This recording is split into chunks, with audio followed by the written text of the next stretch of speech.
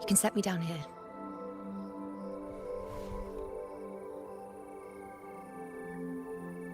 Come on, don't give me that concerned look of yours. It's nothing to worry about.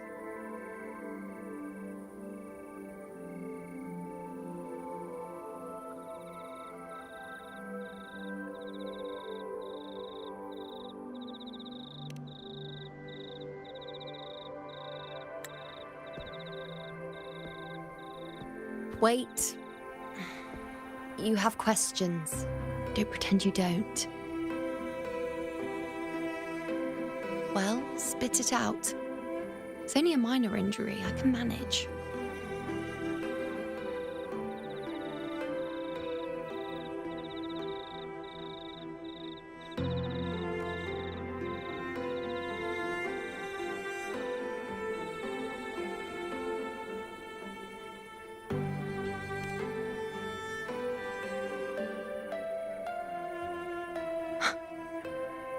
So you've managed to glimpse that far? Or is there more?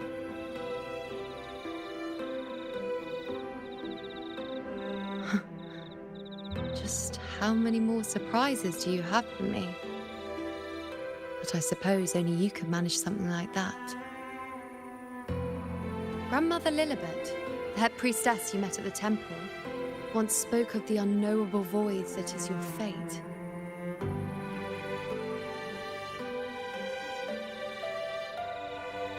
Yet to fully interpret what she meant by that, but one thing is clear. You are the most unique among us all.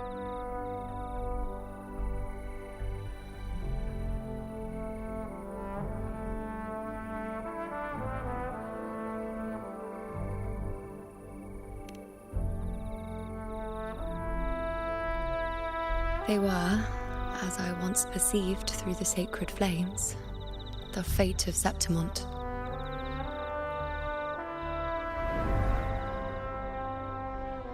Just as you saw, the dark tide will bring destruction to Septimont and the death of Augusta.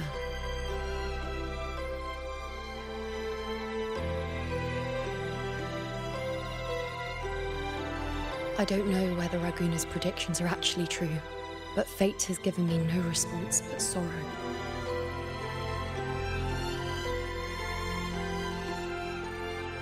Though I would deny it to the end, as it is now, I cannot ignore it any longer. The dark tide is a force to be reckoned with. Its terror lies not in the illusions it shows or the lies it spins. Rather, it uncovers the parts of us we hide the most carefully, the parts of ourselves we least wish to face.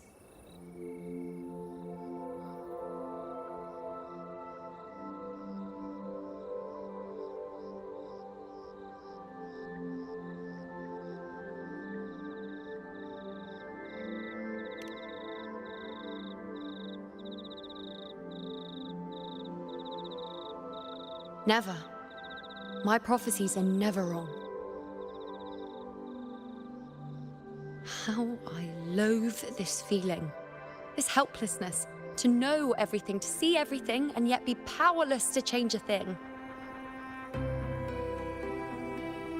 Since we've come this far, might as well share a secret with you.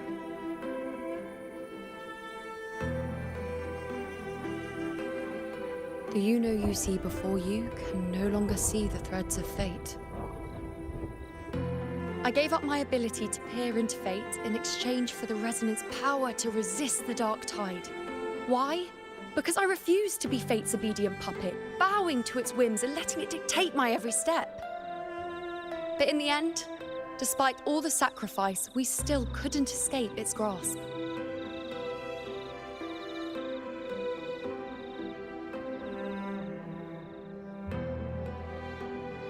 The dark figure we faced in Asphodel Barrens was, in fact, an embodiment of the dark tide. We call it the false sovereign. Unlike other dark tide creations, it can devour and reshape the scattered powers of its maker. I'm unclear how things will unfold, but I'm certain it's the source of evil that will bring about the fall of Septimont, just as the prophecy foretold. Before this hunt, Augusta and I investigated such dark tide irregularities at the Sanguis Plateaus. We then formed a plan to take advantage of the Sovereign's nature, using the Chorosaurus as bait to lure out its imperfect form. Maybe this way we can rewrite Septimon's tragedy before it even begins. But as you can see, we failed.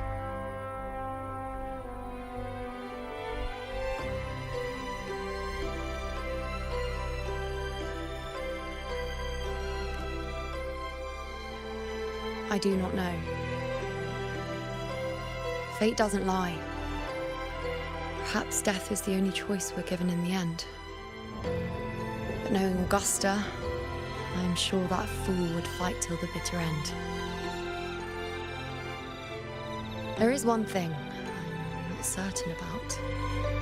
For reasons I can't explain, the fate shown to me by the dark tide feels different from what I remember. What is it exactly?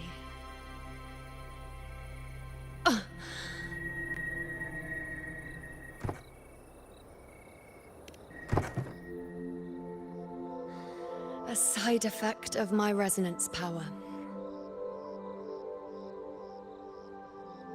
The dark tide doesn't exactly show up in a stable form.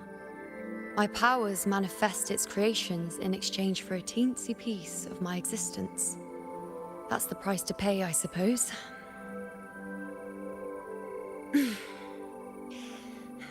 I admit it sounds a bit complicated. In short, just know a little sleep will relieve these side effects.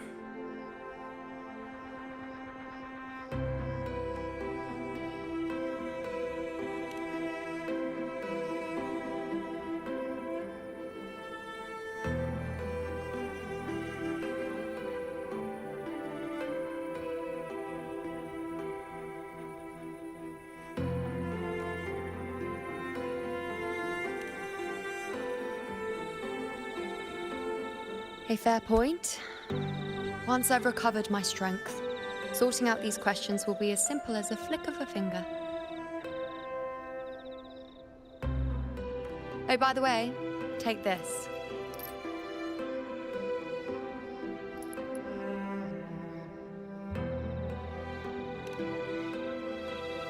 A Lunarum bracelet containing a small portion of my resonance power. It was passed down to me by my predecessor when I became a priestess.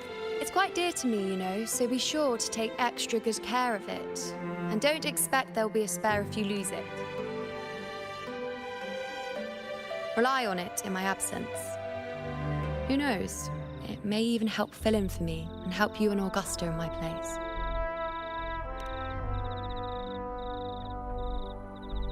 Now, why would you say that?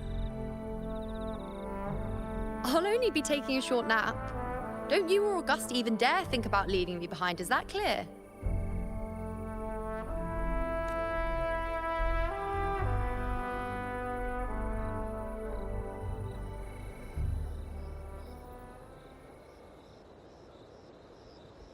I should see how things are with Augusta now.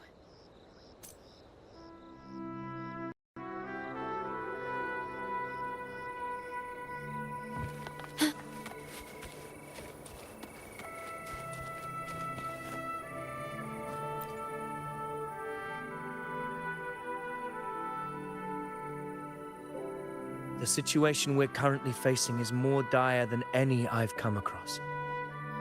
For the sake of Septimont, my 4 expeditions to Main's Deep.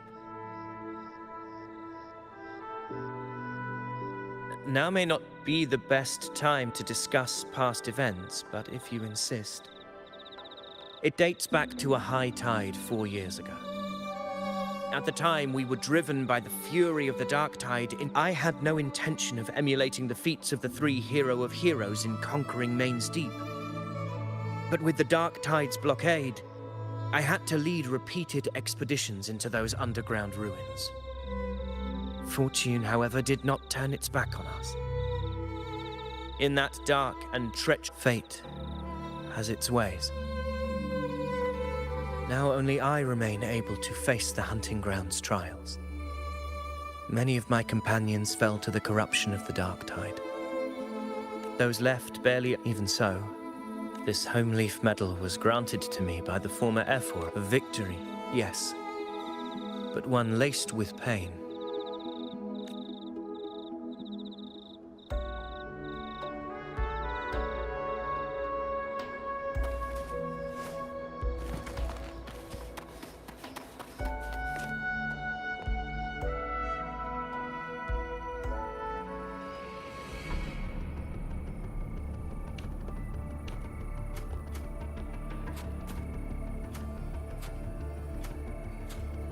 Messages have been sent to the encampment and all. Good.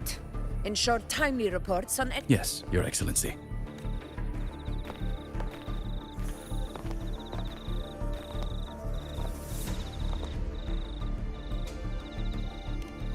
I've made arrangements for the war effort. Strategically, we must always brace ourselves. Communications with the Black Shores are also underway. The Efor's palace has previously established a connection with a consultant in the Rinascita region. We've reached an agreement in return.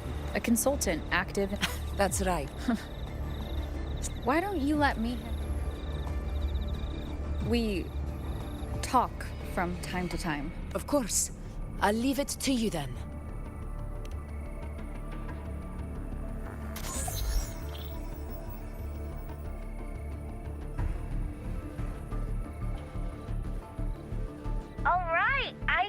You mean? Let me tell you.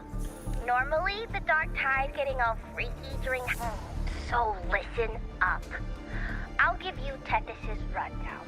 That humanoid thing, that sovereign, is gobbling up frequencies like a maniac.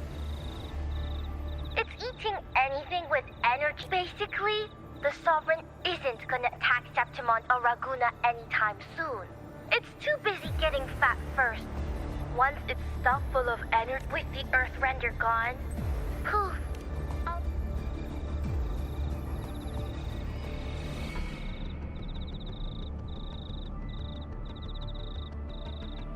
But Smooth Move's team, cutting through the clutter, I see this Corosaurus is just the bait to hook the big fish, isn't it?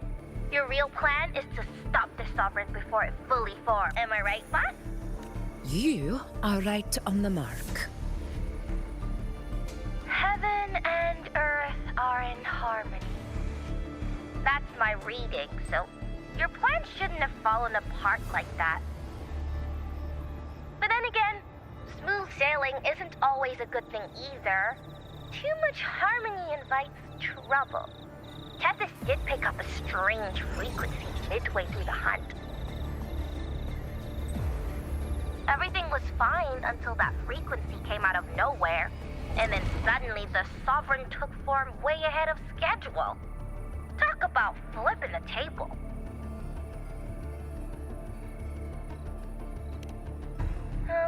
Well, let me get another reading. Oh, the cheese all messed up. It's kind of hard to see. It's like someone clouded the heavenly signs on purpose. One way or another, we must find the Sovereign and stop it before it absorbs any more frequencies. That's right. Supernatural powers or not, the Sovereign can't escape good old Tethys. Let me see. Yup.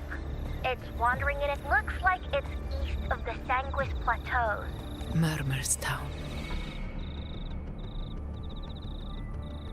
Understood. I will stop it in its tracks.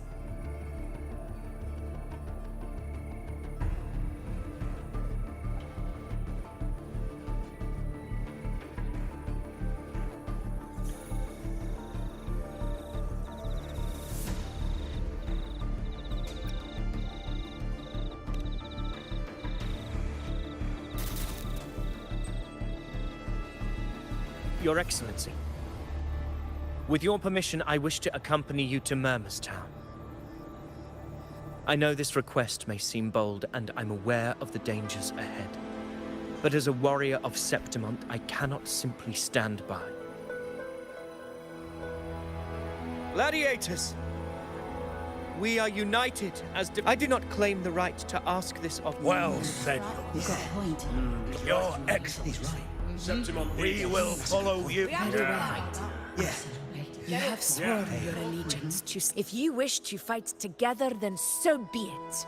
I will afford your fervor its due respect. Come, take up your blades. For Septimont!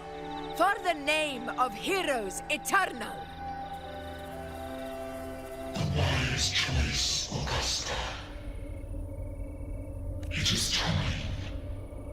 Return to where you belong.